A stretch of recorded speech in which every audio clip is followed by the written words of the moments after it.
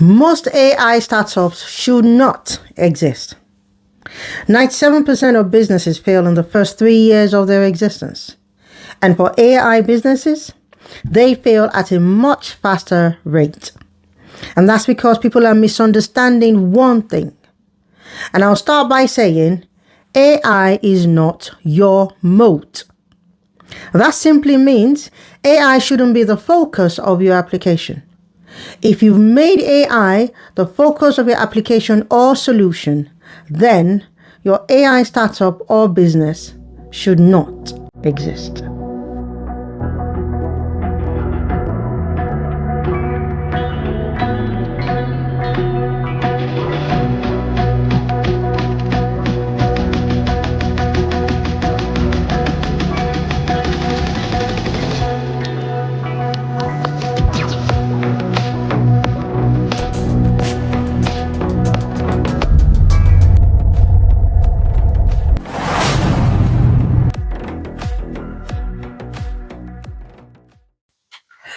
Hi and welcome back to my channel. As usual, my name is Debola Ibiode and thank you so much for being here. So now let's quickly dive right in. I did start by saying most AI businesses should not, product or startups should not exist, right? And I said that not because I want to be controversial. It's not about being controversial. It's the fact. And that's because most AI software think the moat of their business or application or solution is the AI element. And to go further, I would explain to us what a moat is. Now, a moat, spelled M-O-A-T, is the thing that protects your business. Okay, so whatever protects your business, one thing that protects your business from being taken over, right, is a moat. You can also define a moat as what makes it hard for someone else to come in, copy what you've built, and then take your customers. A moat is what makes your business unique. Okay? Now, what are the real life examples of a moat in a software business? Now, an AI business is a software business, okay? Not all software businesses are AI, but all AI businesses are software business because you're building a software with an AI function in it. Okay, hope that is clear. Now, an example of a moat in an AI business or startup or product is your data. If you've got proprietary data set, right, that you have uniquely curated, okay, that can be your moat. Because that means you have that proprietary data set that provides a certain specific intelligence for your customers. Okay? Another thing that can be your moat is your domain expertise. If you have a domain expertise in something, then that can be your moat because you're working within your domain and you're the expert in that domain. Another thing that can be your moat is your distribution. If you have a not necessarily monopolized way of distributing, if you have a very unique way of distributing your solution, then that can be your moat because you're in control of how it's distributed and it's unique to you. Now, I spoke about data being your moat, domain expertise being your moat. Another moat you can have is a combination of both. If you have domain expertise in something, right, in an industry, and you have proprietary data set that is built on the knowledge from that industry, then that can be your moat. Okay? Another thing that can be your moat is how deeply your product is embedded in a workflow. For example, Microsoft or Google, their products are embedded in our day-to-day activities. So that is their moat, because there is a guarantee that you're going to use one of their products in your day-to-day activity, right? So those are the main things that make a moat. Now, another example of having your data and domain expertise as your moat, I'll use an example, is my product called Carbon AI. Okay, now, with Carbon AI, we have domain expertise in the carbon markets, regulation, and policy, because that's what the team is built around. And then we built a proprietary data set curated over time around regulation, pricing, policy, and sustainability data in that environment as well. Okay, so the moat for Carbon AI is not the AI, even though, yes, there is the AI in the name because it was clever business naming, but AI is not our moat. The moat is in the proprietary data set and the domain expertise. Okay, so that is an example of a software or an AI product that has an hybrid of data and domain expertise. Right, for distribution, again, the moat for products like Sage, they have a very unique distribution for it. Or even SAP product, they have a very unique distribution because they are targeting a specific type of corporate environment. So it's a very unique distribution for them. That is also one of their moats. It's not the only moats they've got, but that can be seen as their moats because of their unique distribution as well. Okay, so what is all this saying? Just using AI is not unique. Why? Because everyone has access to the same models, the same AI models that are in these applications as well. Everyone has a GPT-4, 5.1, or the latest 5.3, I think it's on, or 4 coming as well. Right? Everyone has access to that. Everyone has access to all the Gemini models. So it's up to you to choose which model you want to put in your application. And you can be model agnostic.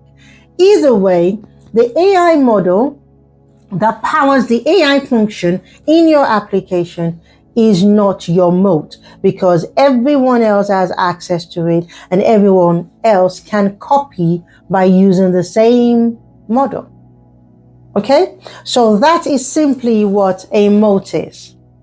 Now, giving context, and I don't mean it in a negative way, right? I did say that we'll be practical. We'll be talking about going from how AI works to how to actually build an AI business.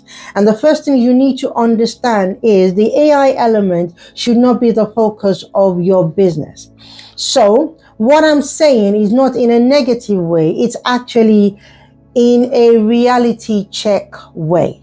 Okay? Because right now we are in a phase where everyone is building AI. Everyone is raising money for their AI startup, and everyone thinks AI is the product. AI is not the product, right? And why am I saying this? The problem is most AI startups are not solving real problems. They are just showing off their implementation of these AI models. But if your focus is just to be showing how well you can implement an AI model, then your product is not solving a real problem and it should not exist. Okay? How are AI startups just wrapping AI implementation into their products? What they're basically doing is they're wrapping APIs, right? Because for you to be able to use these AI models, you're calling an API. They are wrapping APIs around specific tasks and building demos, chasing trends, because everybody and their dog has a chatbot. And I'm not saying having a chatbot is bad. Carbon AI has Carbon AI chat. Okay, but the chatbot is just not chatting. Okay, what it is doing is there are agents underneath it acting as a domain expert for the carbon market, for the sustainability market.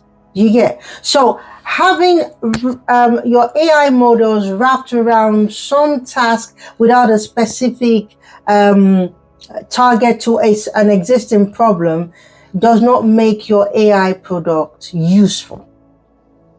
And that is why so many of them are struggling to survive.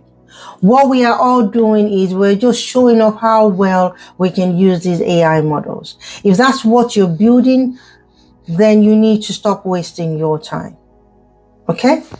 Now, the big lie in this AI industry is, or the biggest lie in AI right now is this, that having AI in your product means you have a business. There are businesses that already exist, that they are adding AI functions to it. There's a product I use called Cam Scanner, right? It's good for you to electronically scan documents, and it scans it quite good. Now, Cam Scanner has existed as a business for a long time. They now have an AI feature in it. The AI feature is not a business. The cam scanning, which is camera scanning, is their business. The AI feature, sometimes I use it when I scan a document. I ask it to summarize it for me, just so I understand it, or I am able to rename the document appropriately for my own benefit. Right? Now, without the AI function, I'm still using Cam Scanner because I'm scanning a lot of documents online. Does that make sense? So having AI doesn't mean you have a business. AI is not your product. AI is not your strategy. And AI is definitely, again, not your moat. I can't stress that too much, but I hope you all get it. So now, what actually matters? What actually matters is the problem you're trying to solve. All right? You first need to know what problem you're trying to solve. And in solutionizing the problem, if there is an element in there that AI can be useful for, then implement the AI function. Okay? So you need the depth of your domain, which is the depth of understanding that problem that you want to provide a solution for. And you need to check whether AI genuinely improves the outcome of your solution. So don't just slap AI on it because you want to be able to say, oh, AI, this is an AI product. No, because you're slapping AI on it doesn't make it a product. And because you're slapping AI on it doesn't even make it useful. So check whether AI genuinely improves the outcome of your solution. Because if AI is not making something faster, cheaper, or significantly better, then it's not value. It's just noise. Okay? So be careful when you're designing your solution, right? Not to hurriedly put AI into it. And I'll repeat that. If AI is not making your solution faster, cheaper, or significantly better, then there is no value AI is bringing. And if you add it into your product, you just added noise to your product and distraction for your users as well, right? Now, the funding reality. Let's talk about that, because everybody thinks, there are some investors that all they want to hear is AI. But there are some investors who have invested in some AI product that have died even before it started. Okay, that they are now very wary of when you say AI. They're like, okay, yeah, what else you get? Now, so the funding reality is this, and this is where a lot of founders get it wrong. They think funding is about saying we're building an AI company. Right? That's not what funding is about. Investors are not funding AI anymore. I mean, not at the rate as they were a year or two ago, right? Because they've been burnt. So investors are not funding AI anymore, not in that sense. What they are funding is they're funding outcomes, they're funding defensibility, They're funding real use case. Is this actually solving problems for people out there?